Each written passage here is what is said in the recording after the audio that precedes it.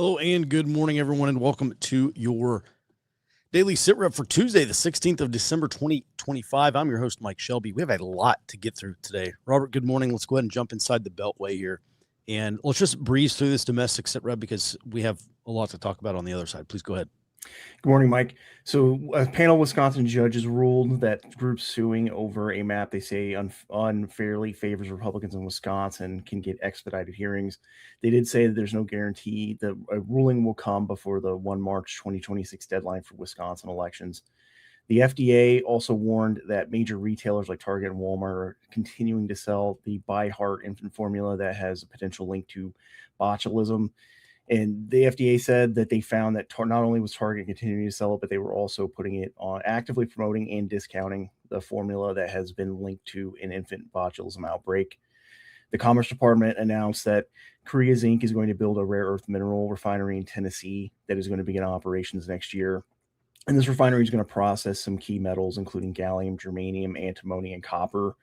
And these are metals that are used in defense industry and semiconductor manufacturing.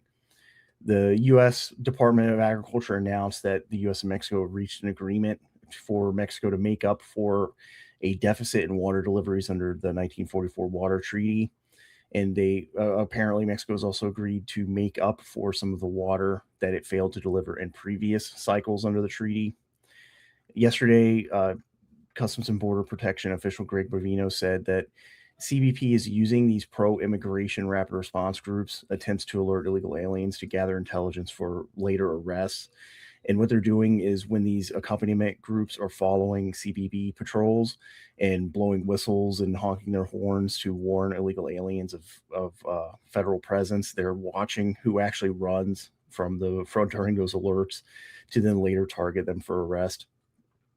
And an immigration activist group called Al Otro Lado filed a FOIA request, and it said a lawyer discovered what she called a secret watch list on the ICE website of immigration lawyers. And they said they're concerned that this list could lead to political targeting or professional retaliation. I did see that apparently the list was taken off of the website. There are some screenshots showing this alleged secret list where it does list some of these immigration lawyers and their contact information. All right. Thanks for that, Robert. Jared, good morning. Let's move over to the global sit rep, starting with a cyber attack against Venezuelan oil exports. So just briefly here, one of the big things that we have seen, one of the big reasons why we put Venezuela on regime change watch, a month or two ago, is because it looked like the Trump administration was going after the funding sources for Venezuela, not only drug trafficking, but after the Cartel de los Soles and Venezuelan oil exports as well. It looks to me like a strategic campaign to pretty much starve Maduro of any money. So he can't pay his generals, he can't pay for loyalty, and at the point he can't pay his generals, they're far more likely to turn on him. That said, what's the latest behind the cyber attack? Yes, this is coming from the state-run oil company down there. They said outright this came from the United States on Saturday. Okay. They are also saying it didn't affect operations, but anonymous sources speaking to Bloomberg said that they have shut down access to the import and export data, meaning they can't ship it. So I don't know whether it's operations for producing or total operations, but regardless, it looks like it is an ongoing event too. They have not regained access. We're going to stay a lot in South America here. So Secretary of State Rubio signed a status of forces agreement with Peru. This is going to allow the U.S. to have a rotational military presence in Peru for a slew of reasons, including the nebulous shared security interests, which will include Venezuela. The Peruvians have not been quiet about that. And then over in Trinidad, sorry, that was in Paraguay. He accomplished Peru yesterday. We're building up a lot down there. Over in Trinidad and Tobago, the foreign minister there announced that they will allow U.S. military aircraft to transit local airports in order to facilitate supply replenishment and routine personnel rotations. And that, I think, is a key. I think that is key. We've seen port stops there, and the Marine Expeditionary Unit that is down in the Caribbean rotate in there for exercises, but we have not seen a true rotational presence. It's always been port stops. This will functionally make a semi-permanent presence in Trinidad. And all of this is important because we talked yesterday about, hey, would there potentially be a South American or Latin American NATO equivalent? I think it's way too early to say it definitely is, but if you wanted to build it up, this is, you get them used to the presence of the U.S. military. This is how you do it. So this is a very first early step toward potentially achieving that. Yeah, it seems like a lot of this stuff would be like we already do foreign internal defense down there, which is a special forces mission, but train and advise, that's going to be a huge part to get some of these Latin American countries military units kind of up to par or up to capability so that we can achieve military interoperability, because what is a military alliance if you can't all operate together? So it seems like that has to be the first big step. So Jared, thanks for that. Let's move on. All right. A couple of big things coming out of Japan. They're preparing their society for war. They're going to enact a bunch of new laws to drive away hostile foreigners next year. This includes nationality disclosure on property purchases, mass deportations, and taxes explicitly on foreigners.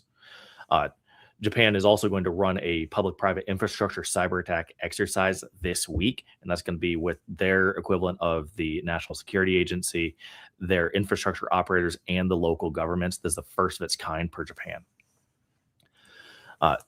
And then over in the South China Sea, we covered the fisher attack from China onto Filipino fishermen. The foreign ministry there in China released additional footage claiming that the fishermen were armed. They were holding fillet knives. And the Chinese experts that are cited here are also claiming this, quoting, demonstrates a high degree of coordination with the Philippine Coast Guard, and that these fishermen are actually, again quoting, reserve forces covertly organized by the Philippine military. And I want to reiterate, they were carrying fillet knives. We talked about the Philippine civilian arm up for the past couple of years. They are building militias. They are arming their civilian population. If they wanted an armed fisherman, they could do it. They would not arm them with classic fishing gear. This is China trying to authorize lethal force against Philippine fishermen. Mm-hmm. And that's important because that is an attack on the Philippines, who we are a treaty ally with. We have a mutual defense treaty with them. And the Philippines has previously said that if China commits, I mean, maybe not in explicit terms, but basically the expectation is if a Chinese maritime militia or the PLA Navy or whoever commits a hostile act that leads to the death or fatality of a Filipino, that is an act of war, more or less, correct? That is my expectation. The Philippines have not been explicit about that or even stated things that are implicit. We had the Philippine Navy SEAL that lost his thumb 2 years ago now. If it's not that, then it's pretty much got to require a death. And if they kill a fisherman over a territorial dispute, I think we will see it, because that's not like you're killing, a member of the armed forces. You're killing a fisherman. He's just out there fishing. So if China kills a Filipino fisherman, that's going to fall beneath the threshold of an act of conventional war. I think that will be cited as an act of war by the Philippine government at that point, because you're attacking the civilians. It's not like it's not like there's your armed forces went together to try to drive each other off and somebody accidentally died. It's, you're attacking unarmed fishermen that are out there earning their livelihood. And it's important to note that the fishermen there, this was part of a much larger fishermen group. The Philippines depends on its fisheries in order to feed itself. These people not only feed themselves, but they feed the Philippines. It's an attack, quite frankly. If they do actually carry out a lethal attack here, I don't see how the Philippines does not go forward with this. Okay. And just as a reminder, Jared, you mentioned the United States and the Philippines do have a mutual defense treaty, which would presumably be invoked in this instance. Yeah. Okay. Yeah. All right. Thanks for that, Jared. Let's move on, because we do have some early warning items here to cover. All right, let's 75 protests today within about baseline. Just as a reminder, probably nothing crazy going to pop off on the protest side until spring of next year. All right, Robert, the White House now has designated fentanyl as a weapon of mass destruction. Yes, yesterday, President Trump signed an executive order, and he declared illicit fentanyl and core fentanyl precursors as weapons of mass destruction. In this order, he's also directing the Justice Department and the Department of Defense to cooperate on investigations into fentanyl trafficking, and the Departments of State and Treasury to pursue actions against financial institutions and assets of any entities involved in either the manufacture or distribution of fentanyl. To me, I think this is an indicator that the Trump administration is planning to ramp up additional actions against the cartels, because even though like these Venezuela boat strikes and the strikes in the Pacific have largely been, especially the ones in the Caribbean, against traffickers of cocaine, the Trump administration has multiple times cited fentanyl as a justification for these strikes.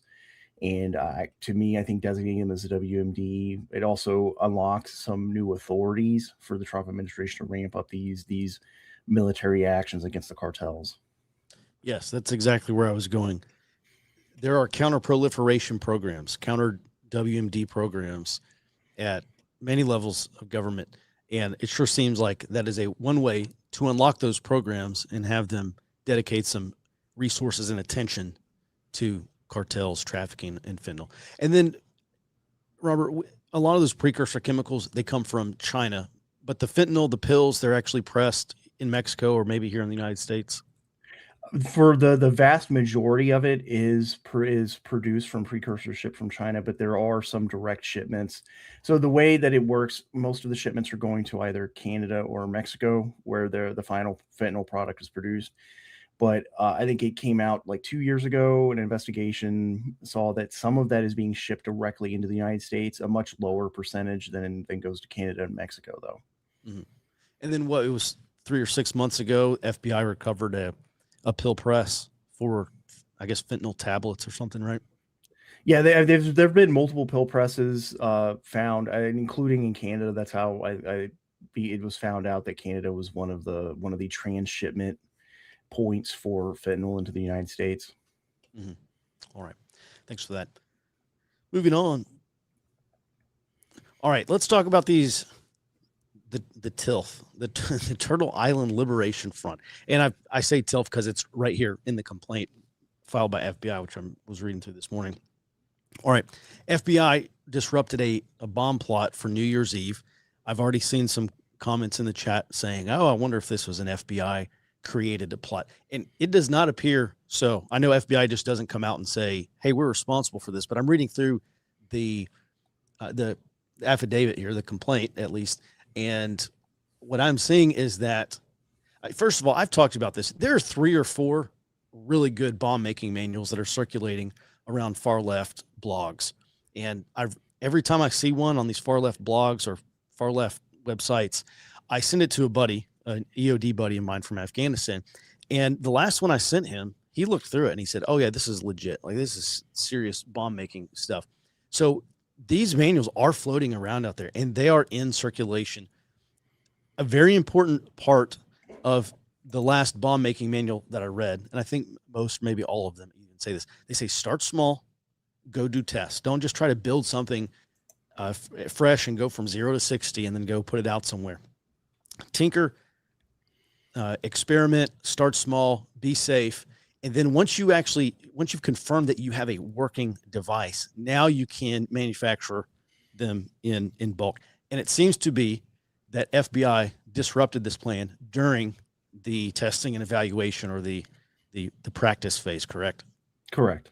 Mm-hmm. All right. Yeah. So just from what I see, one of these 4 people were arrested. One of them is kind of the ringleader of this bomb plot. And she recruits a friend, and I'm just reading this off the affidavit. She recruits a friend, but that bomb, there's a handwritten document entitled Operation Midnight Sun.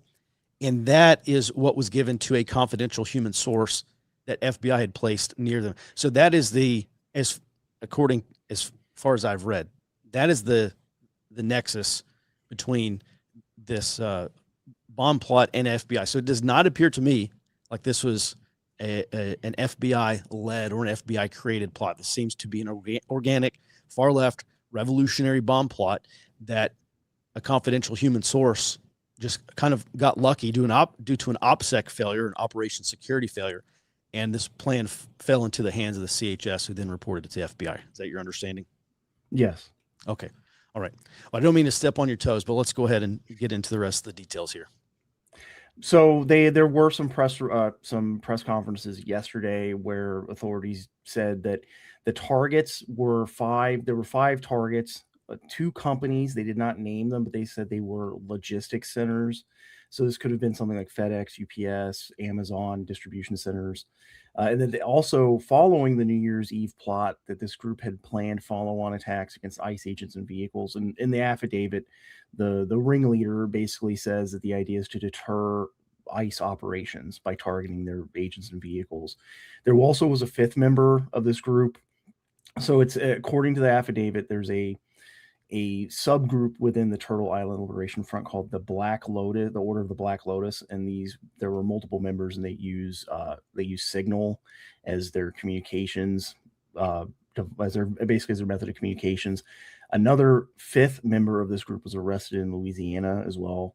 The FBI said that they're not connected specifically to the California plot, but I think the idea here is that there were multiple different things going on within this organization, and this group of 4 was just one of them. And looking through it, I also think this is likely a genuine plot, because in the past, when there have been plots that the FBI was broken up and there have been accusations that they set it up, it's been multiple people in place by the FBI who drove the plot, and they were attempting to go directly from acquiring explosives to the operational phase, using often military explosives, things that they would be provided by inert versions by the FBI. In this case, they actually were buying precursors, chemicals to produce black powder explosives. And I think that this is the likely result for some of these groups of this bifurcation in the far left over the frustration with protests and other actions. Because I've seen, while some of these far left groups that have been posting to counter info sites and these far left blog aggregators saying that they support things like No Kings, they think they're useful for building up capacity for direct action, there are some of these far left groups that have said that they think that the protests are counterproductive and that they are not actually going to meet any of their goals, and they have been pushing for more direct action. And this includes even the pro-Palestine groups that we were covering in 2023. Starting in 2023. Mm-hmm. All right. Thanks for the details. A couple things on this image here. This individual's name is Audrey Carroll. I assume that may be a female, but now that I'm looking at Audrey Carroll, what she looks like, I don't know, maybe not. They may be trans. I said she, it could be he. We'll just leave it there for now till we know. All right. So there's 4 of them there, and it looks like at least 3 of them are either female or female presenting. And actually, can we do this? Let me see if I can share my screen. I've got the affidavit pulled up here, and let's see what I can do here. Okay, there we go. All right. Let's just go ahead and read through this. And so 4 individuals arrested here: Audrey Carroll, Zachary Page, Dante Gaffield, and Tina Lai. They were arrested on 1 count of conspiracy and then 1 count of possession of unregistered destructive device. I imagine there are going to be more counts, more charges against them as this investigation continues. Blah, blah, blah. All right. In late November 2025, Audrey Carroll, so this is the ringleader here, a member of the Turtle Island Liberation Front, or the TILF, provided a confidential human source an 8-page handwritten document titled Operation Midnight Sun that described a bombing plot. Another TILF member known as AK, who is later identified as Page, was also present during that meeting. Specifically, the plan contemplated planting backpacks with IEDs to be simultaneously detonated at 5 locations targeting 2 U.S. companies at midnight on New Year's Eve 2025 in California. This is in Orange County in Los Angeles. And these were, so all we know is there are logistics targets, correct? Correct. Okay. You know what this reminds me of? Back in 2020, there was a bomb plot against FedEx, and I'm not sure if it was investigated. I remember reading it on a far left blog, and there were some chat groups that were talking about it as well. I don't know how far it progressed, but they were actively, far left militant groups were talking about bombing FedEx, the FedEx facility in Memphis. And the reason why they were doing this, or at least talking about it, is because they wanted to disrupt economic activity and commerce. FedEx, that airport in Memphis, I think is one of the busiest in the United States because it is the main FedEx hub there. And so they wanted to stop interstate commerce. And this was, if you remember back to 2020, there's this whole thing about shut down DC.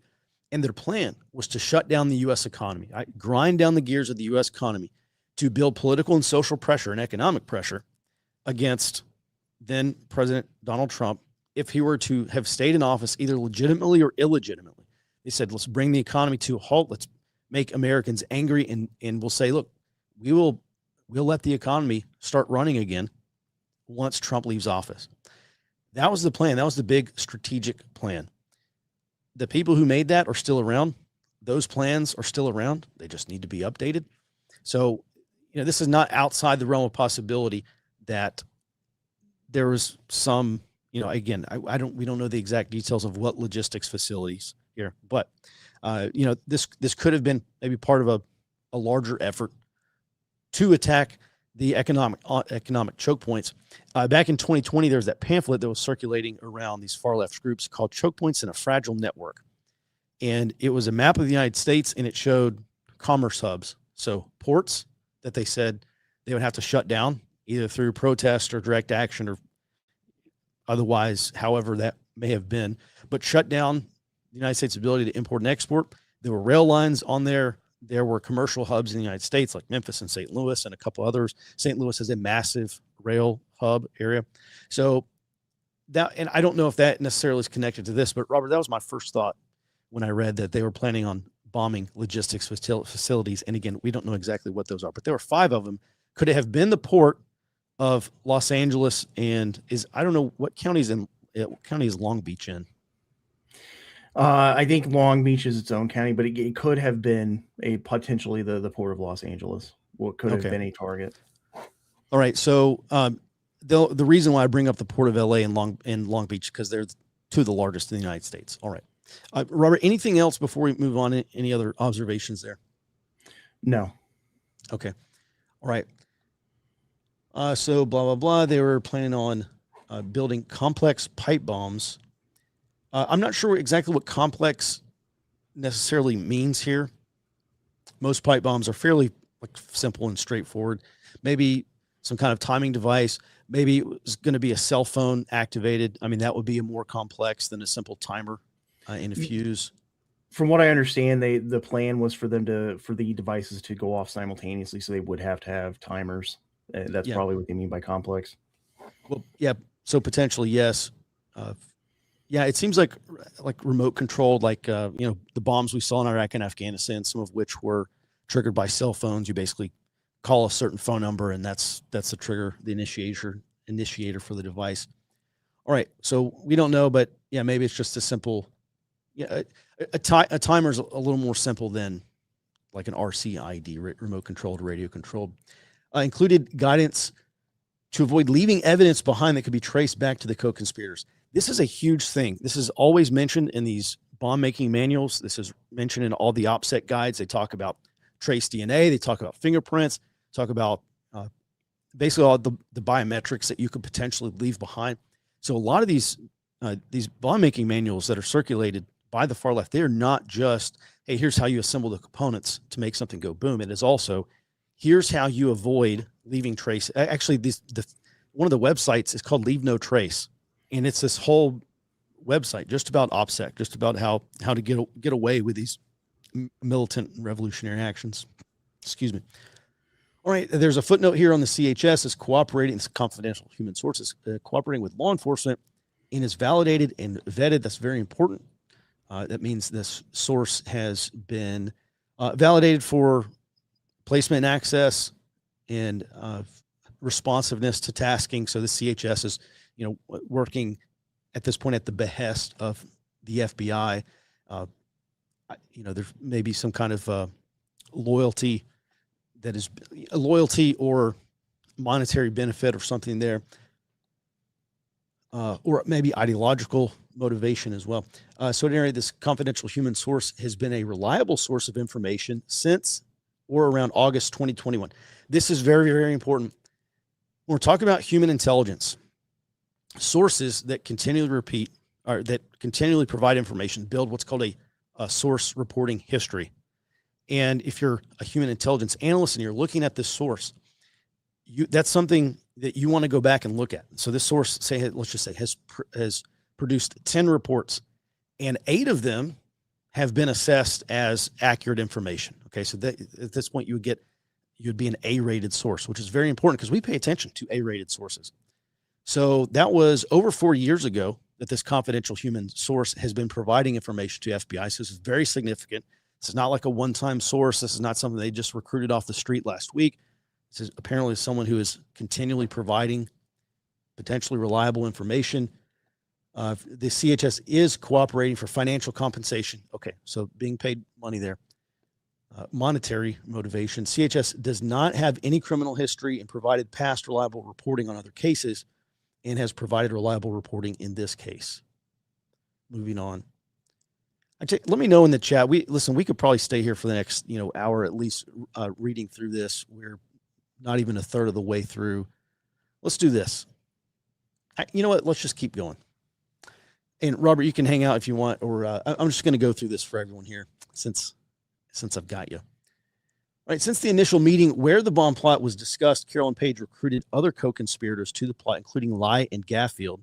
The co-conspirators then took numerous steps towards executing the bomb plot, including acquiring bomb-making materials and traveling to a remote location in the Mojave Desert to construct and detonate test explosive devices on December 12th. This is where they are arrested. And again, this is part of that. All these bomb-making materials say, start small, go test your devices, make sure that you can build a functioning device, and then you can make whatever you want to make for when you go operational. They took steps to begin construction of the devices, including unloading the bomb-making materials. So there's precursors, PVC pipes, and fuses from their cars. By the way, this FBI has surveillance footage of this because apparently they're flying a surveillance aircraft in the area, actively monitoring these people.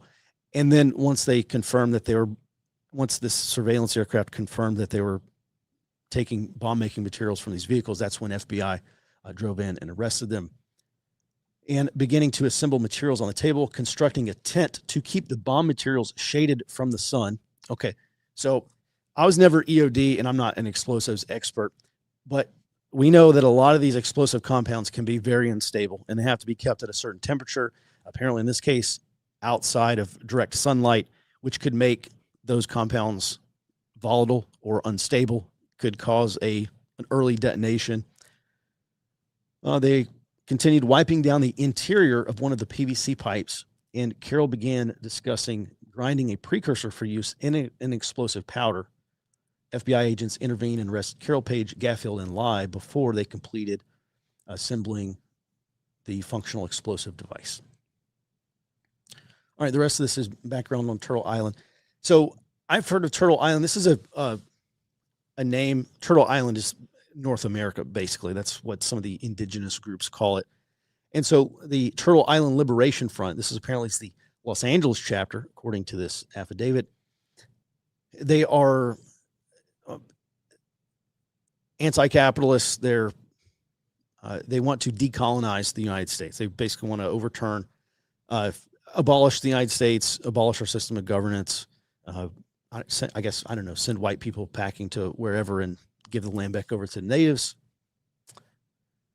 According to open source information, Turtle Island is a term used by some Native Americans to describe North American continent.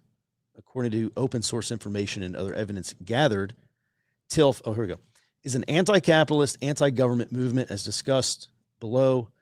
based on information from the CHS, co-conspirators were participants in a signal messaging group called the Order of the Black Lotus, which Carroll described as a radical faction of the TILF. Among other things, the co-conspirators have used the Black Lotus group chat to discuss the bombing plot, including their plan to test explosive devices on or about 12 December. All right, I'm going to go ahead and guess that's how FBI learned about this testing day, and that's why they had the surveillance aircraft in the area of the Mojave Desert. Carroll operates an Instagram account for the TILF. By the way, their Facebook page, they did have a Facebook page. They're like 32 followers as of the time of arrest. I think this Instagram page had like 900 followers. So, I mean, 900 followers for a left-wing militant group is, pretty substantial. Not massive, obviously, but 900 followers. That's you're moderately well known, at least in that circle. I'd never heard of the Black Lotus before, or that I can recall. According to the FBI's review of publicly available information, content on the account references that TILF calls for the liberation of their lands and people in decolonization and tribal sovereignty. TILF also calls for the working class to rise up and fight back against capitalism, and they advocate that liberalism and peaceful protest will be the downfall of those who believe it is enough and that direct action is the only way. For example, the caption of a post made on November 28th of this year read, "Revolution is the only way. Stop peaceful protesting. Rise up, fight back. We are not outnumbered. They are. Organize and be ready." There are a lot of social media accounts. I see that stuff on Telegram all the time. Obviously, on these far left, the Antifa blogs, they say stuff like that all the time. So you would think that is enough to at least, I don't know, maybe have some kind of FBI investigation, or at least state or local police to start investigating these groups. During the meeting, Carroll provided the CHS with an 8-page handwritten document, which we previously mentioned. CHS also saw that Carroll appeared to process 3 or 4 additional copies of the handwritten document. Within the document that the CHS was provided, there were 5 target locations identified, classified as marks, with 5 additional blank slots observable under the caption, "Add more if enough comrades." All right, so apparently, if they had additional co-conspirators to go out and place these bombs, they could have expanded their target locations. They're identified as property and facilities operated by 2 separate companies that are used or engaged in activities affecting interstate and foreign commerce. Okay, there you go. Interstate and foreign commerce. I'm going to go ahead and guess that's either ports or rails. Well, foreign commerce almost has to be a port. So maybe it's a port of Los Angeles. And then interstate commerce, maybe that's rail. And by the way, this is very important because far left groups do have a long history of train derailments.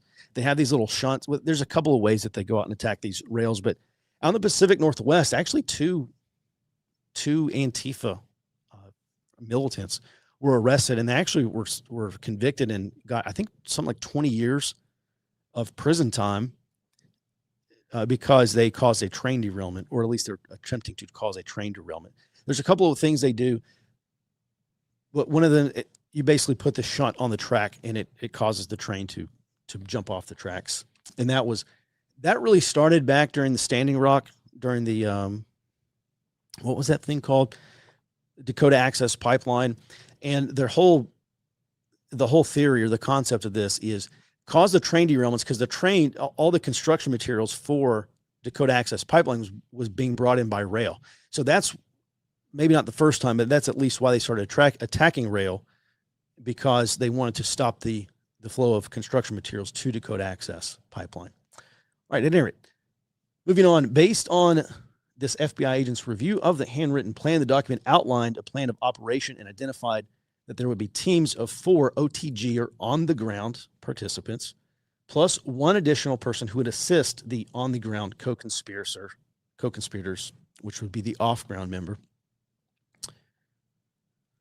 Maybe doing some kind of intelligence support or communication support. I'm not sure what this off-ground member exactly would be doing. Maybe we'll find out.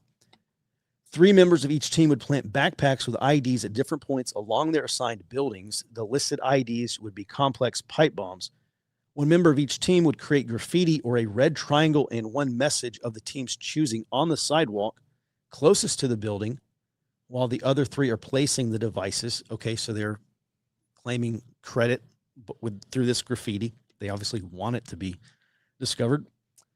The designated off-ground team member was assigned to be listening to police scanners or in a vehicle in case of an emergency getaway is needed. Okay, so getaway driver listening to police scanners is a form of intelligence support. That's basically, rear level. Let's monitor police communications. I'm surprised that police scanners in Los Angeles are not already encrypted. I don't know. Robert or Jared, can you Google that and see? I'd be real surprised if you could get anything substantial from Los Angeles County or city police from a scanner. At any rate, the written plan instructed that the bombs were to be detonated simultaneously on New Year's Eve. The plan described multiple operational security measures the co-conspirators should take to conceal their identities. First of all, this is not operational security. This is operations security. OPSEC measures, such as the use of a burner phone that would be disposed of after the bombings by submerging it in a concrete brick after destroying the SIM card and then disposing of the brick in a body of water. The target date of the operation, New Year's Eve, was identified as an opportune time because fireworks will be going off at this time, so explosions will be less likely to be noticed as immediately as any normal day. The plan emphasized that absolutely no mistakes can be made, and they outlined the use of black bloc over top. Okay, so they're talking about clothing here. Over top of a layer of gray casual block on top of normal street clothes. All right. So this is a tactic that we have seen since, probably 2016 at least. You have the outer layer is your basically operational wear, and that allows you to duck in an alley or go into a building. You just strip off the top layer of clothing, and now you're wearing street clothes underneath. And sometimes they've had a change of clothes in their backpack, so they dip into a space. They change out of their black bloc. They throw in their plaid shirt and khakis or whatever they're wearing, and then they walk out and they try to escape the area. So fairly common tradecraft from a lot of different groups do that. But Antifa notably does as well. And then noted to keep their hair very tightly concealed and to wear gloves for the purpose of avoidance of leaving behind DNA. Yeah, potentially. Listen, when you're leaving behind trace DNA, I mean, maybe that could be from your hands. This is almost certainly to not provide latent fingerprints. DNA is probably going to come from hair. Maybe there's like touch trace DNA because you touch something, but you're shedding hair all over the place all throughout the day. You're shedding skin cells. There's just a lot of ways that we can get biometrics from this. And I know because my last tour in Afghanistan was on a biometrics program. The plan further instructed that participants should leave their personal devices at home and to make sure the devices were set up to stream a long movie during the time of attacks. So this is their alibi. They were at home. They were Netflix and chilling. So as to craft an alibi or plausible deniability by having it appear as though the actor was actively using their devices. The plan discussed pre-operational surveillance of targets. Okay, so this is very important. This is not just haphazard. Hey, we're going to go out here and plant a bomb. We're going to go do a drive past. We're going to do a walk past. Maybe take photographs or video. Look for security cameras. Look for any kind of other maybe security features. Look for locations where we're going to plant these devices. Identification of D-block or declothing locations and not leaving anything other than the IDs behind, as they could not risk evidence tracing back to us. The plan also noted the benefit of placing a small pebble in a shoe to alter the natural gait to obfuscate their identification. All right, so a lot of people talked about gait analysis, like your gait, your walk. It is a real thing. Many people can be identified by their gait. So you put a pebble in your shoe to defeat any kind of gait analysis, like if you were captured on video, for instance.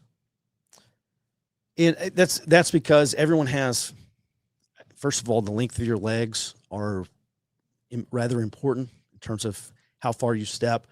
And, you can just look at mannerisms and walking speed and some other things. I never looked at gait analysis, but apparently people can be identified through that. Instructions on how to purchase materials. Oh, by the way, and this is very important because if you have a video of a person in black bloc walking, and then they go into a store or they go into a facility, and then they come out wearing different clothes, it may be difficult to tell that those are the same individuals. But if you have video of both of those individuals walking, you can perform gait analysis and then say, yeah, we think more likely than not this is the same person based on how they walk. Instructions on how to purchase materials to construct a pipe bomb suggested using cash only, purchasing in small quantities to avoid suspicion, and splitting purchases amongst team members rather than individually. So this is an operations security or OPSEC measure. In addition to the plan of action and operation security tactics, detailed instructions were provided on the components required to build a pipe bomb, as well as how to create homemade gunpowder. The details identified a step-by-step method of crafting the pipe bombs, the source ingredients and ratio of source ingredients of gunpowder, the tools necessary to effectively produce gunpowder, and the general safety tips for the production of the explosives. Based on information from FBI bomb techs, I understand that the bomb making instructions, if followed, would likely create an operational explosive device. All right. Well, guys, we're not even halfway through. We're going to go ahead and, I don't know. Let me know in the comments. You want to keep going? We may as well keep going. Robert, Jared, what do you think? Hang out for a few more minutes. All right, let's discuss the attack plan with other co-conspirators, including co-conspirators 1 and 2. Based on the information, the confidential human source in review of the audio recording for the meeting. Oh, there's an audio recording of the meeting on December 2nd. So this confidential human source is probably wearing a wire in this case. You know, it's surprising with all that OPSEC, you know, no one thought about dressing down to your skivvies to have this meeting. Another in-person meeting occurred between the CHS, Carol and Page, co-conspirators 1 and 2, each of whom had a TILF alias, were present at the meeting.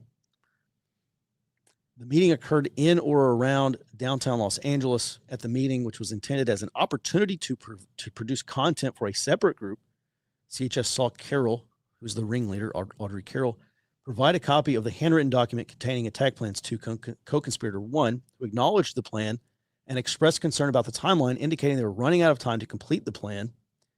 The confidential human source also identified that co-conspirator 2 was likely aware of the plan, but did not make additional comment. Carroll stated that co-conspirator 2 could not do stuff with them, but could provide off-ground support, such as monitoring police scanners. Co-conspirator 1 returned the plans as Carroll wanted to keep the copy to make additional copies. Number 2 was present for the described interaction. All right. Approximately 11:30 p.m., FBI agents conducting surveillance saw Carroll depart the downtown Los Angeles location with co-conspirator 2. All right. So they had a surveillance team on Carroll. They knew about this plot, obviously, ahead of time. Followed them to a motel in the Pico Robertson neighborhood of Los Angeles. All right, let's see what this footnote says. CHS believed the document was the same as the bomb instructions Carroll previously gave the CHS because it consisted of the same kind of paper, was written in the same blue ink as the bomb instruction. Okay, remember, these copies are handwritten. They're not electronic or digital. So Carroll apparently wanted a copy of this so that she could transcribe it and make another handwritten copy. Written in the same blue ink as the bomb instruction document, as well as the comment regarding the timeline of the plan. Carroll first handed the document to co-conspirator 1, who asked if the plan was for the same night. Carroll said it was for the end of the year, that it was the official plan, and that Carroll had given the codename Operation Midnight Sun. All right, they had this meeting in this neighborhood of LA, more than 10 miles away from the downtown location where they were first dropped off. Surveillance saw co-conspirator 2 shortly thereafter with no passengers in their car, which indicated that Carroll had been dropped off at the motel. They meet on December 7th to further discuss the bomb plot and their intent to conduct future attacks on federal officials. So there will obviously be many more charges coming on this. Based on information, including an undercover FBI employee who was present during the meeting, this agent knows the following. On or about the early morning of December 7th, the we'll say the informant and the undercover FBI agent met with Carol Page and a male known to the group as Nomad, later identified as Dante Gaffield. Oh, look, his alias was Gaffield, and his last name is also Gaffield. James Bond level stuff right there. Carol stated she had the plan, and Gaffield handed Gaffield 4 sheets of paper with writing on the front. In the back of each page, which Gaffield and the FBI agent read. The agent later told law enforcement that the papers contained detailed instruction on how to construct a black powder pipe bomb. Following the Gaffield's review of the attack plans, Carol asked whether some of his comrades would be on his team. Gaffield responded that he would talk to them. Okay, so apparently Gaffield may be from a different group, and this individual was recruited, and now Carol, who is the main ringleader, was asking Gaffield if Gaffield could bring some of his crew over and expand this operation. Gaffield was added to the Black Lotus Signal chat group, which the co-conspirators used to discuss logistics for the testing of their explosive devices in the desert, among other things. Carol then took back the handwritten document, stating it was the only copy she currently had, that she would make more copies if Gaffield and the FBI employee or the FBI agent wanted to be a part of the operation. In response to a question from the FBI agent, Carol said that she had conducted the research for the black powder instructions in the ID plan. Okay, here's my question. So you have this agent here, this FBI agent, and who must have been brought in, introduced to the group from the confidential human source. I'm only guessing that's the case. So it looks like the FBI agent used this confidential human source as basically an access agent to have this FBI agent introduced to the group and brought in to the plan. In operation security, specifically in vetting, I would just say it's pretty common to have these kinds of groups use basically a vouching vetting system where they say, okay, this person is vetted, or this person is well known. We've known this person for years and we've built up some trust with him. And if this person says his friend is good to go, then we will trust that. Okay, that's the vouching vetting system. And it can work. Obviously, it worked. It was an operation security failure for the Black Lotus people here, obviously. Carol said that she had conducted the research for the black powder instructions in the ID plan, and also acknowledged the guidance in the plan for co-conspirators to place a pebble in their shoe to change their gait. Page told the attendees of the meeting that they were doing things as cleanly as possible, and that it was 100,000% that the FBI would be onto them. Correct there. Carol discussed some of the co-conspirators who would take part of the bombing. Specifically, Carol stated to the attendees that co-conspirator 1 would participate in the operation, and co-conspirator 2 would be an off-the-ground member, referring to the co-conspirators assigned to monitor police scanners, while other co-conspirators sat and detonated the bombs. Jared or Robert, did you look up and see if LAPD, I would imagine their police channels are encrypted. What did you find out? From what I can find, actually, most of their channels are not. Their general dispatch and most of their other channels are not encrypted. Only their tactical channels are. Wow. That's amazing, because here in Texas, pretty much every large metro area now, they all run encrypted. I would just assume that is the case for, apparently it's not the case for many major, or all major cities at least. All right. Thanks for that, Robert. Moving on, Carol stated that she had acquired some components, 13 PVC pipes, and that she had bought potassium nitrate on Amazon using a burner count that was scheduled to be delivered. Jesus, these people are dumb. All right. Paige asked the attendees if they would a burner count on Amazon. Okay. Asked the attendees if they would be interested in receiving firearms training from another group that had training approximately 1 month ago and was willing to train them on the use of firearms. Carol also told the meeting attendees that she had contact whose identity is known to the FBI who could obtain unregistered ARs. Okay, this is in the state of California, which likely refers to AR pattern rifles, like AR-15s. Carol also stated that one TILF member is a former military service member who might be able to get them parts. I have noticed, I have come across a handful of veterans in these far left networks. Somewhat local to me, there's a chapter of PSL, which is Party for Socialism and Liberation. They're a revolutionary political party. And the individual I met was an Air Force veteran. And so there are veterans among them. We know that for sure. Page and Carroll discussed plans for future attacks after the New Year's Eve bombings, namely plans to commence targeting ICE agents in vehicles with pipe bombs beginning in January or February 26, with Carroll noting that would take some of them out and scare the rest of them. During the December 7 meeting, Carroll also confirmed she operated the TILF Instagram account. Among other things, Carroll stated she met a co-conspirator whose identity is known to the FBI by using the TILF Instagram account. Carroll Page, Gatfield, Lai, and others use this Signal chat group provided by CHS Conversations with FBI special agent involved in the debriefing of the confidential human source and other law enforcement personnel. This agent knows the following. All right, so the CHS, the confidential human source, communicated with Carroll using Signal. In the messages, Carroll provided a list that identified components, chemicals, and tools, along with prices, which would be required to create the pipe bombs needed to go through with the planned attack.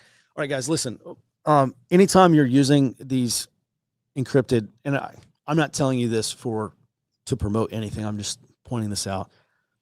Your Signal chat group or Wire or whatever cell phone based encrypted app you're going to use, guys, even if it is encrypted, even if it would take a long time, let's just say it would take a long time, let's just say to break the encryption. If you have multiple members who are on that Signal chat group who are also using electronic devices, it doesn't matter how good the encryption is if there is a problem with the endpoint. And in the case where FBI has one of these electronic devices, like a cell phone, that is also sitting on the Signal chat, it doesn't matter how good your encryption is. They're seeing everything that you were saying in this channel. And I'm not saying, well, we'll leave it there for now. At any rate, Carroll provided, let's see, we covered that. On the list of items, several bomb components were listed as being already purchased or were already designated to be acquired by another comrade. Carroll also stated that they should purchase a few burner phones, instructed to be bought with cash only. I don't think anyone could credibly claim that. Now, if you have a burner phone that you sign up for, you use for e-commerce, you use for Amazon, or use for Google, whatever. Okay, that's one thing. I don't think anyone can credibly claim that burner phones are secure anymore. Not anymore. There's so many ways that you can simple OBSEC violations will probably identify you with burner phones today. And, this is not the case 10, 15, whatever, 20 years ago. I was buying the little AT&T burner phones and getting you pay for them in cash. You bought an AT&T card in cash. You didn't have to register anything. And so you could, NSA, GCHQ, they're basically telling their employees to drive 50 miles away from wherever you live. Obviously, leave your cell phone at home. That's a problem of co-location. If that burner phone is anywhere near your actual cell phone, that's a co-location problem. May as well just get rid of that burner phone and start over. So, at any rate, they're saying drive 50 miles away from your AO, basically, to use the burner phone. I'm going to guess that these people didn't do this. At any rate, several co-conspirators, including Carroll Page, Lai, and Gatfield, have used a messaging group on the Signal app that is titled Order of the Black Lotus. Yeah, I mean, I'm not trying to give anyone any tips or anything, but yeah, if you're in a terrorist group, probably don't name your Signal chat or the name of your terrorist group. Just a thought. On December 5th, Carroll wrote that the Black Lotus Signal group was our group for everything radical. This is another OBSEC violation. You want to well, I'm not trying to provide anyone advice here, but just typically in OBSEC, you want to compartmentalize stuff. You don't want to have 15 people sharing all this information on the same group. You want to break them up and keep people separated, keep things compartmentalized. This is a big difference, and I will just say this.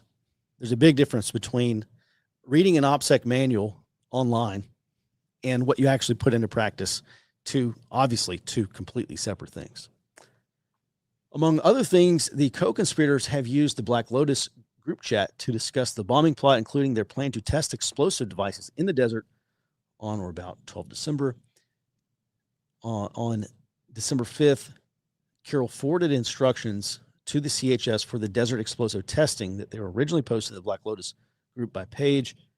The instructions included geo-coordinates for the planned campsite, which corresponded to a location in the Mojave Desert, specifically in Lucerne Valley, California. The instructions included a screenshot of a satellite map with markings depicting where we will set up camp and where we will test. Okay, so they did some rudimentary map reconnaissance, at least pulled imagery, it looks like, probably from Google Earth, to figure out where they're going. The instructions indicated there was a morning group and that Page would meet up with the group at night. Among other evidence, agents identified the co-conspirators based on surveillance, the monikers, so their aliases they used, which they have used both during in-person meeting and in the Signal chat group, and or business records, including location data associated with cellular phones the co-conspirators were believed to have used. Page assured the group that Page knew the desert extremely well. The instructions stated, the net day, we will take my Jeep northeast to the test area for doing the thing. I will have a pop-up and table. So this is the pop-up tent to shield their explosive components from the sun, and table so we can set up under that and then use the hills for testing. And maybe the pop-up tent, I'm guessing it was to make sure that the explosive compounds weren't directly exposed to sunlight, but maybe this was some kind of surveillance countermeasure, maybe. Or maybe it was for both purposes. Page's instructions to the group further stated that the group will only have 2 burner phones to use in case of emergencies and for directions on the way out. Once everyone arrived, their phones would be put in a small cardboard box completely sealed with aluminum. Okay, so they try to make a Faraday cage there. Once everyone arrived, okay, so this doesn't make any sense whatsoever. Once they arrived to the test site, then they were going to put their cell phones in this Faraday cage. The phones would not be returned until the caravan was out of the campsite and back to the main road. Okay, I may have misread this. Apparently there was some maybe staging area, and then they put their cell phones in there, and then they wouldn't get their cell phones back until they left the campsite and they were back on the main road. They're running into the same co-location problem. Now all their cell phones are in the same exact area. If you know one person's a bad person, you just look at the location history of the cell phone and you figure out everyone that person came in contact with. And now we know a lot more bad people. On December 8th, Lai, using the Signal alias Kickware, wrote to the group and confirmed Lai would be going to the desert with the group, had a cargo box on top of their vehicle that would fit camping gear. During an exchange about bringing shoelaces and or cotton string, which from the context of the conversation was being discussed for the co-conspirators' use as a fuse for one or more of the explosive devices, Lai posted photographs depicting string in what appears to be multiple packages of shoelaces. Okay, I'm not a bomb builder, not an EO guy. I'm just going to guess there are far better commercially available fuses than shoelaces. Notably, while observing Lai's residence, agents saw a vehicle with a cargo box attached to the roof. Okay, so Lai was also under surveillance. In response to Lai asking what kinds of string was needed, Page stated cotton string that can be braided together. It being cotton is the important. Okay, so I guess the cotton is the important part because it's maybe slow burning. In response to Carroll asking the group, someone's getting the wider diameter PVC 2, right? So this is the PVC pipe. I have 13 of the 1 inch already cut. Yeah, I need to get that. Can you remind me what diameter I need to bring? Carroll responded 3, 4, 5 inch, or maybe a small amount of each if you can find some. Okay, 3, 4, 5 inch PVC is a pretty big pipe. for pipe. It's not like that little, like 1-inch little aluminum pipe you see. On December 9th, Lai sent the Black Lotus group chat a picture depicting twine, which had been taken from inside a vehicle, stating she had found a bunch of these. Sissel, I think, will that work for what we need? Paige responded that Paige thought it would and that they could test it. On December 10th, Paige messaged the group stating that 2 of the ingredients were acquired for the recipe. Paige also Paige also confirmed the starter was being acquired that evening. Based on my discussions with FBI agents conducting surveillance, I know Paige was under FBI surveillance at the approximate time this message was sent, and that agents saw Paige obtaining a package from an Amazon pickup location located in Carson about 15 minutes before Paige sent the message.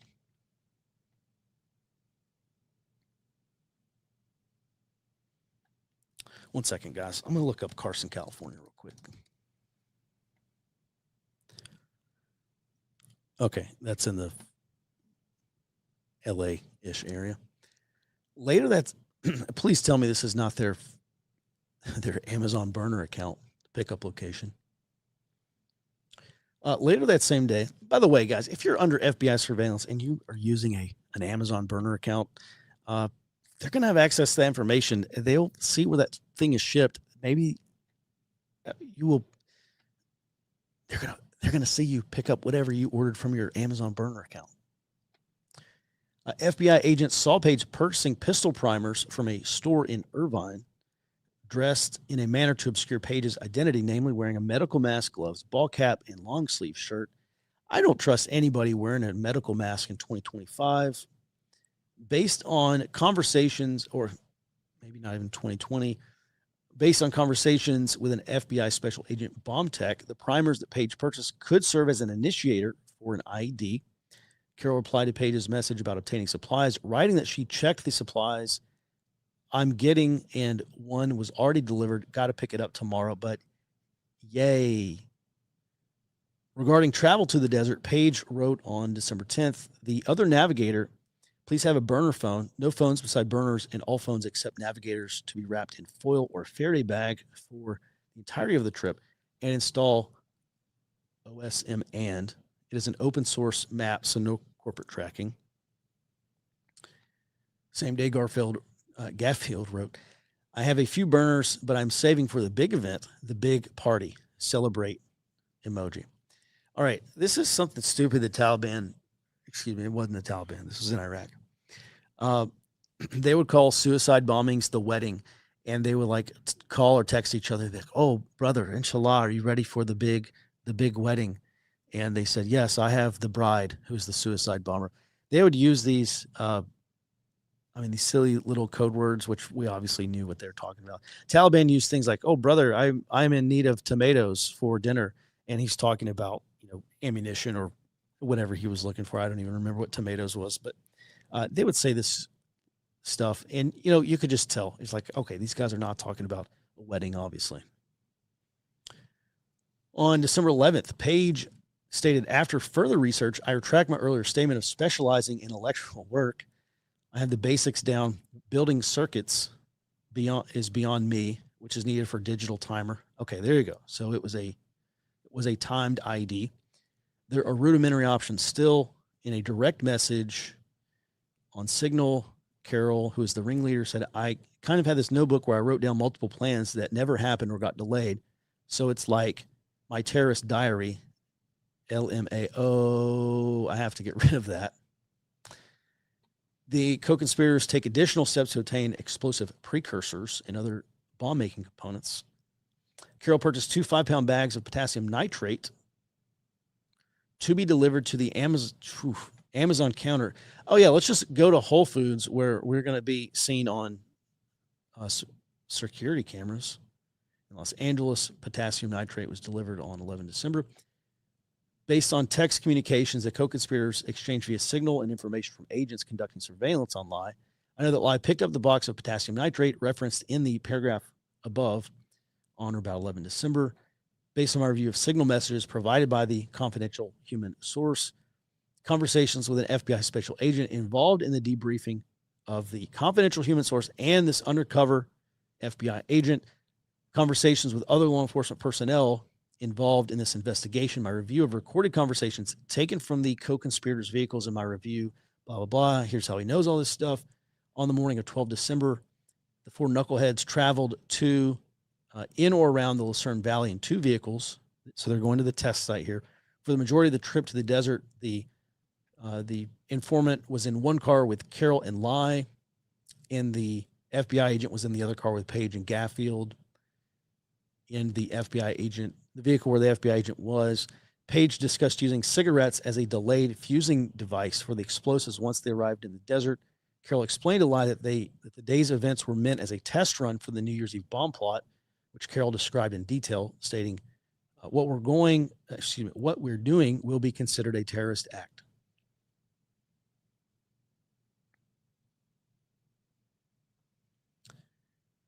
In response to Carroll's detailing of by the way, I was Googling this morning just to see what they were saying. And most of the media outlets were like, oh, FBI uncovers bomb plot. And that was the headline. And one of them was like, far left bomb plot foiled, feds say. In other words, I haven't been watching CNN, obviously, this morning. I'm guessing this is not getting wall-to-wall coverage that it deserves. Carroll's detailing of the New Year's Eve plot. Lai asked if there would be any people at the bombing target locations. Carroll responded in the negative, but noted that if they saw any people, such as a security guard at any of the locations, they would warn them.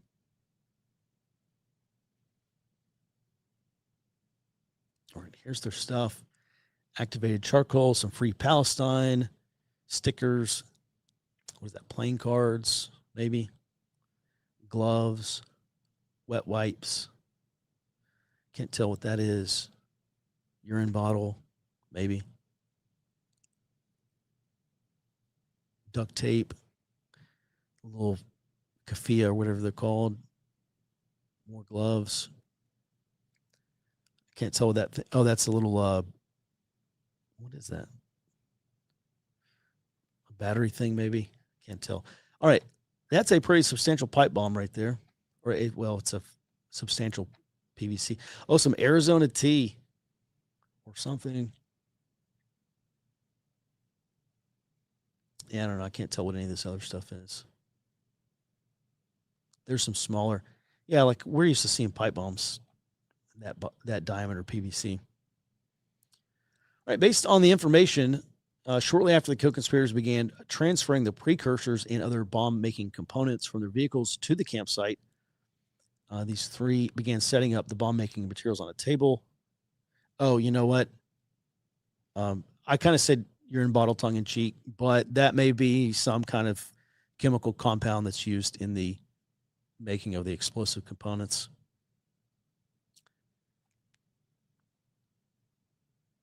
Gaffield and others set up a tent behind the table to keep the bomb-making materials and the group shaded from the sun. The co-conspirators also took out a bag of charcoal and prepared to start grinding one of the precursor powders that will be used to create an explosive black powder after the FBI agent alerted law enforcement. Well, listen, I don't know. What is it? Undercover employee. I'm assuming that's an FBI agent. I don't know for sure. We never use the term UCE in intelligence, but apparently that's a law enforcement term. I'm just guessing. That's an undercover FBI agent alerted law enforcement with a predetermined signal. Remember, this group is under aerial surveillance right now. So there's a signal like taking off a hat is like a pretty common one, or,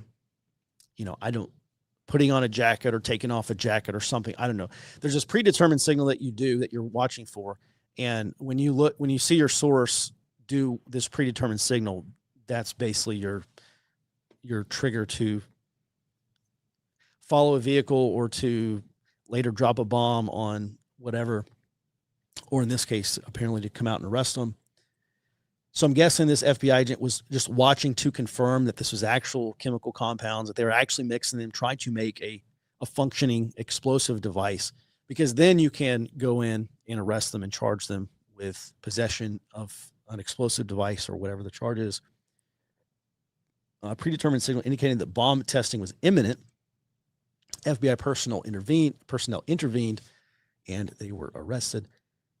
Based on information from FBI personnel who searched the campsite, I know the FBI seized, among other items, 2 containers of potassium nitrate, charcoal, and a bag of activated charcoal powder, sulfur powder, approximately 20 pieces of PVC pipe in multiple diameters, a gallon jug and water containing gasoline. Okay, that's what that was on the table. 5 glass bottles, bundle of twine in a bag, 7 cloth rags. Okay, between the cloth rags, the glass bottles, and the gallon of gasoline, maybe they were going to make Molotov cocktails to test out, maybe. Respirator goggles and 6 boxes of primer. Based on FBI bomb tech review, the FBI bomb tech determined that the components could likely be used to build both an IED and Molotov cocktail devices, and that the components were readily assemblable. Based on this FBI agent's conversations with other agents and a review of photographs, I'm aware of the following. They executed search warrants on the residences and seized, among other items, the following. Let's see. While no end caps were found at the campsite, so those are the pieces of PVC that fit on the end of the PVC pipe, the co-conspirators could have improvised using other material to plug the end of the PVC pipe, although such methods would have been less effective than using a proper end cap. I wonder why they didn't have end caps, because, well, basically, if you don't have end caps, you're basically directing explosive blast out the sides rather than all around. As noted above, there were also sufficient parts to create several Molotov cocktail devices. All right, in Carroll's residence, posters and materials associated with the TILF. This is the Liberator. Looks like a leftist newspaper. A sign, America is fascist. Something, the resistance. Something, occupied. There's another little flyer, it looks like, for a movie night and an organizing meeting in the LA area. TILF, death to ICE. Looks like maybe a note or a card or something there that says, "To our comrade." Some other little flyers and pamphlets, zine looking stuff over here. In Page's residence, a copy of the handwritten attack plan detailing the bombing. In Gaffield's residence, a taser device that law enforcement records indicate had been stolen from the U.S. Federal Protective Service. So maybe that was stolen during a riot or taken off an officer during an altercation. In Lai's residence, a metal saw next to shards of PVC pipe. Okay, this is very important. I don't know exactly. Well, you know what? I'm not going to say. GWAT veterans will look at that and know exactly what I'm talking about, because this is also appearing on YouTube. I'm just leave it to everyone else's imagination. Handwritten notes reflecting ideologies aligned with TILF. The co-conspirators did not register any destructive devices. Oh, you mean they didn't register their pipe bombs with the ATF? Okay.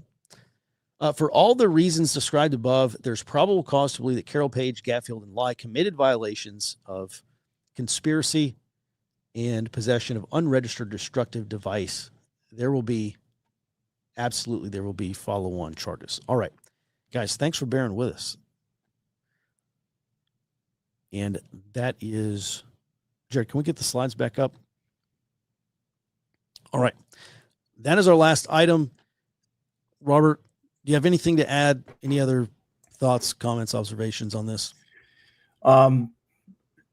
Well, some of the things going through the photo, like you eventually got to it, that those were components like sulfur and stuff that they were planning to use for the devices.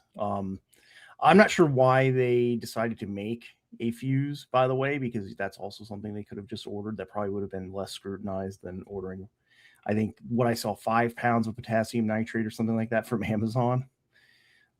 So I just I look at this and I think exactly right that these guys read probably one of these bomb making manuals, and this was the first time they'd ever done this. So there were a lot of things, a lot of what likely could have been missteps that would have either made the devices not go off, like not having enough pressure. So like black powder, they were trying to make black powder basically using those components, sulfur, the potassium nitrate, and the what was the other one that I forget off the top of my head for some reason now. But anyway, they were trying to take these three components to make potassium nitrate or make gun black powder. And if there's not enough pressure in the device, like there's no end caps on the device, it just causes a fire basically. Yeah, so I guess it's a good thing these guys got caught before they started building up the experience of building these devices, because there is the potential that they could have used done this and made actual viable explosives and hurt people. Kill people. Sounds like 2 5-pound bags with 10 pounds total of potassium nitrate. All right. With that, I think we do have some questions, and we'll get through these very quickly. Okay. Robert, Mike, Jared, want to thanks for yesterday's long form. Set several more gears into alignment. We all need more eyes and hands to try to keep up with things moving so very fast. Well, Happy Gardner, thanks so much for being here. We appreciate your support. Thanks for watching. And at the end of this month, we're going to be rolling out the new intelligence and news platform for breaking news and intelligence analysis on stuff like this. Is phenomenal. Really, really looking forward to finally getting that up for all early warning members. What was the plan for the new hardcovers of the area study book? All right, so right now the book is due on January the 2nd. This is I published the first area intelligence handbook back in 2023, and it's good. It's great as a standalone book, but I couldn't spend 10 years writing that book. So what I did is I published a good product. What is that saying? Perfect is the enemy of good. I published a really good book, and looking ahead into 26 and 28, obviously those years are going to be absolutely nuts. I'm just adding some stuff that I think everyone should know. This is a book that I want to last for at least 5-10 years. Like, people could buy this book 10 years from now, and it's just as relevant 10 years from now as it is today. It's written in a classic field manual style. So it's a reference manual. So you can flip to whatever part of this book you want for whatever information you're looking for on how to develop area intelligence. There's an expanded, the whole part of the book expanded on intelligence collection. That's something that I covered very lightly in the first copy. This is a lot more in depth on how you actually gather the information to put in your area study. And you need an area study for two reasons. Number one, to figure out what you're up against at the local level in an emergency, whether that's a wildfire or hurricane, you're trying to evacuate from a city, you're, experiencing a catastrophe. What's the thing? Horrors beyond man-made understanding, or whatever the thing is, or local flooding. That's the first reason. You got to know what you're up against at the local level. The second is you got to know what you're working with. We got to find individuals and groups and opportunities at the local level, people we can link up with and build community so that we can respond to these emergencies in the future. So the book is due on January 2nd. And as of last week, the publication date is going to be on Tuesday, the 27th of January. That is the release date. I'll have a lot more information coming up here in the next week or so. So that's the plan. All right. Given Venezuela has been hurting badly for many years now, are there any decent estimates to how long they can hold out without being able to sell any of their oil for export? It is likely a matter of months or days. Well, Jared, and maybe Robert as well, there were some Venezuela experts a couple of years ago that said Maduro is like within months away from running out of money. And we know the Russians have been providing Venezuela some support, and maybe the Cubans are definitely not providing any kind of substantial material support. They've got oil problems of their own. Otherwise, the Cubans are providing intelligence support or some other support to all these countries.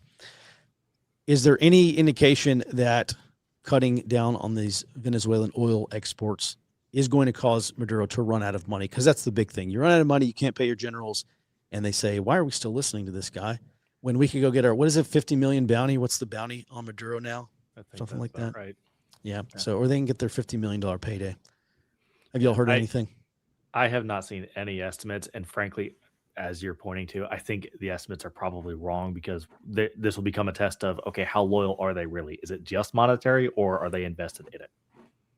And for 20 odd years, the Chavez Maduro regime has been making sure that it's not just money.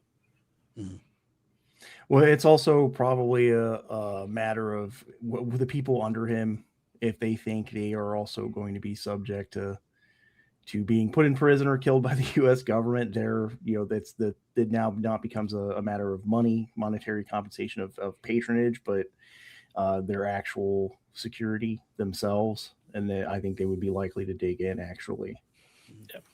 Maybe survival. Yeah, I said a month or two. I said the Maduro regime is over. He just hasn't left the country yet. Seems to be the case. All right. We do have some other questions here that we're going to skip over, and we're just only going to focus on more domestic questions. We can tackle the rest tomorrow. Robert, does the designation of fentanyl as a weapon of mass destruction impact the medical use of the drug? Because fentanyl is a pain reliever or something like that? Yeah, and I think that's why he specifically said illicit fentanyl and the core precursors for illicit fentanyl. And I think deliberately to not impact the medical use of fentanyl. Mm-hmm.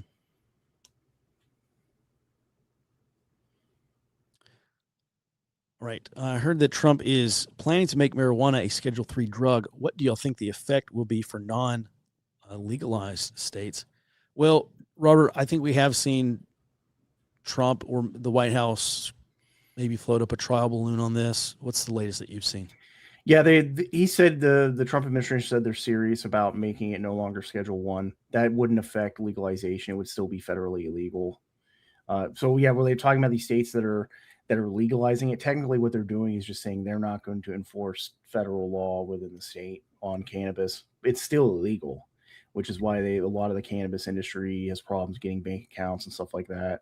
Because I actually know indirectly through a family friend, someone who is involved in that industry in another state, and they have had problems getting bank accounts, driving through certain areas, like driving through Indian reservation, for example, that you can get picked up very quickly and get prosecuted because it is still federally illegal, even if as long as it's still scheduled. All right. So this Black Lotus, what is it? The Order of the Black Lotus, what do they call it?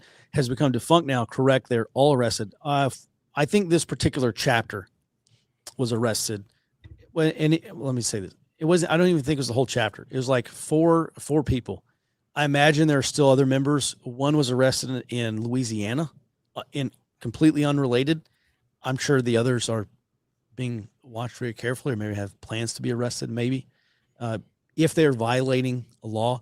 But, Robert, really, honestly, it seems to be that being a member of a stated revolutionary group, I don't know, should be some kind of violation of federal law.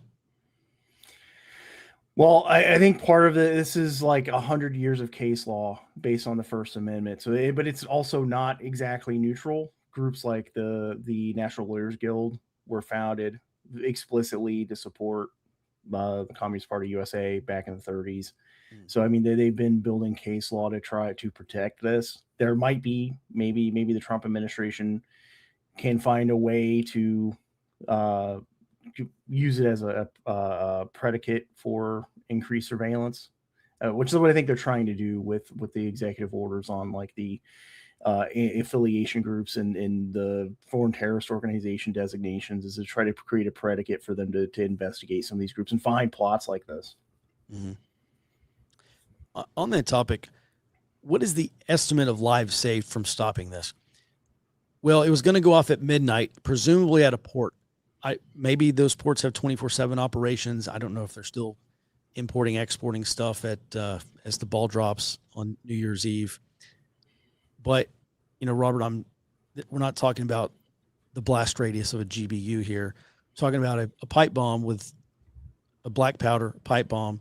So would they have been attacking infrastructure, blowing out windows, attacking an office or a computer? What do you think they could have been trying to blow up here or target? Not just the port, but what component of the port? Well, they could have been targeting like the cargo agents. Like every port, he has like has offices for people who operational technology kind of stuff. For people who facilitate the cargo transfers. And depending on the port and the specific what they're specifically doing, there are 24/7 operations. Like if they have a ship come in where they're offloading or unloading cargo, they're doing it until it's finished, and that is like a 24-hour operation. Mhm. It almost seems like this maybe was meant to, being New Year's Eve. And they said they're going to do it because maybe fewer people will hear it because of the fireworks going off, which, okay, I get. Seems like port workers are going to understand that was not just a firework that exploded this, terminal office or whatever is there. I don't even know what's there. Number one.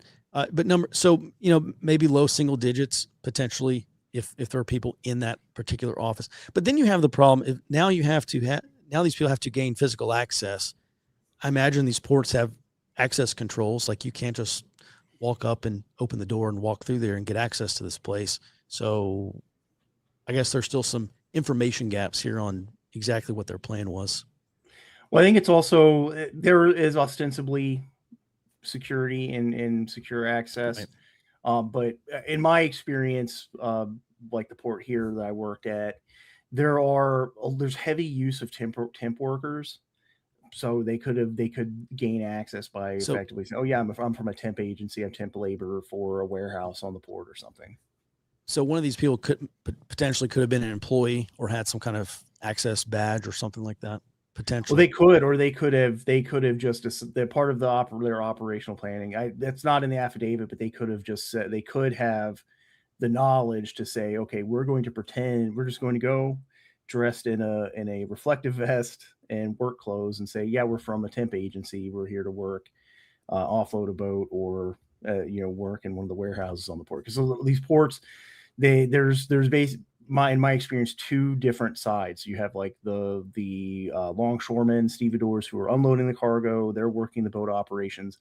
They also have other jobs on the port, but a lot of the warehouses also have workers, and they're constantly like sending stuff out on trucks or bringing stuff in from the boats, and they heavily use temporary workers, low paid temporary workers for manual labor, like moving the physical cargo around. Mm-hmm. All right. So these losers are Antifa. Well, you would associate them with Antifa. Antifa is not like you're not a card carrying member, but they would be an Antifa militant group. Considering the training education these people had and them knowing the FBI was already onto them, do you think they may have been used as a distraction so the FBI, et cetera, did not go looking someplace else?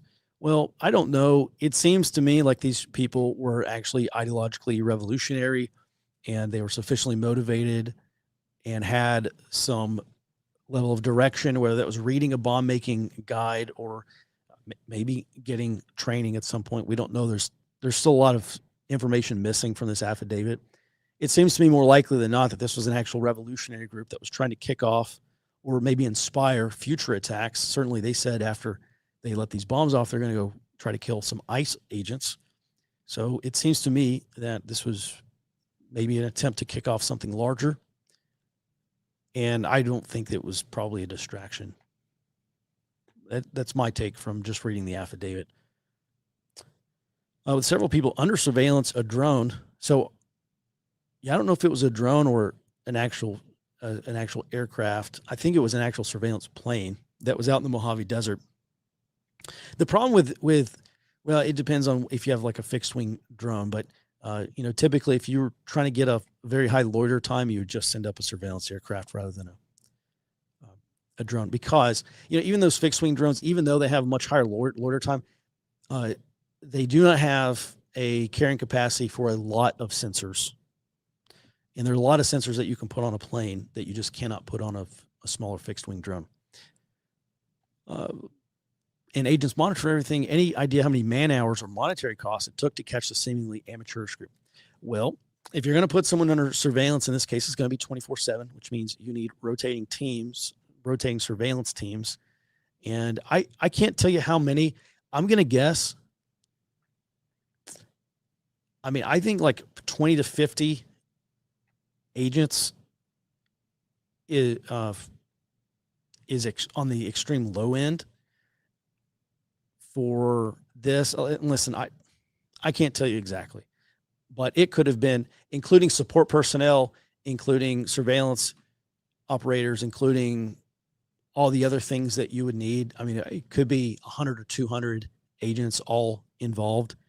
So this was not this is obviously a large scale operation that they conducted over the course of a couple of weeks. It sounds like, at least, based on this affidavit, maybe longer.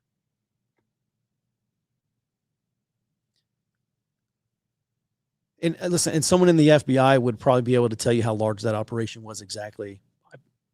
I can't say for sure. That's my estimate. How likely is it that they actually used an informant as a primary source of info on the group and not more sophisticated technical monitoring techniques to track this group? Well, that's possible. I think the most likely explanation is that this confidential human source, which they'd been running since August 2021, had worked his or her way into this group, received a copy of this Operation Midnight Sun bomb plot, and then promptly turned that back over to his FBI agent handler. I'm going to guess that's the official story. I really have no reason to doubt that. I think that is far more likely than they discovered this group through electronic surveillance, and now they have to, now they have to get a confidential human source into this group. I think they probably just ran the informant, and that's how they came about this group.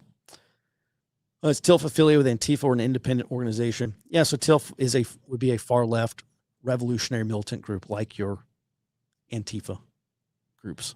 All right, last question here.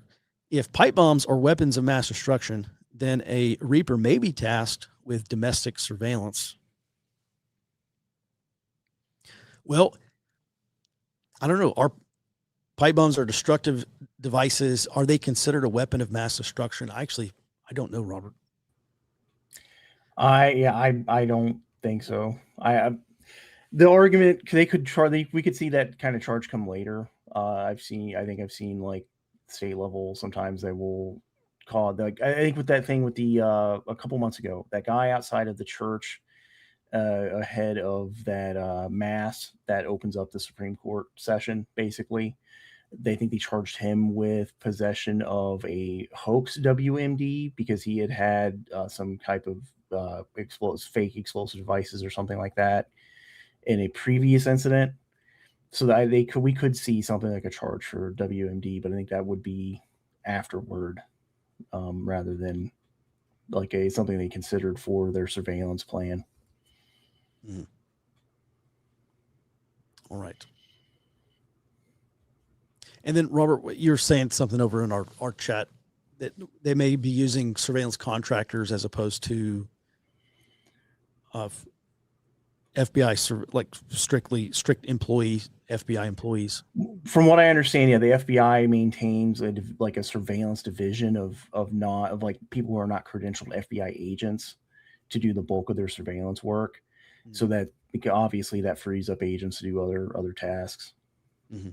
Yeah, that makes sense. All right.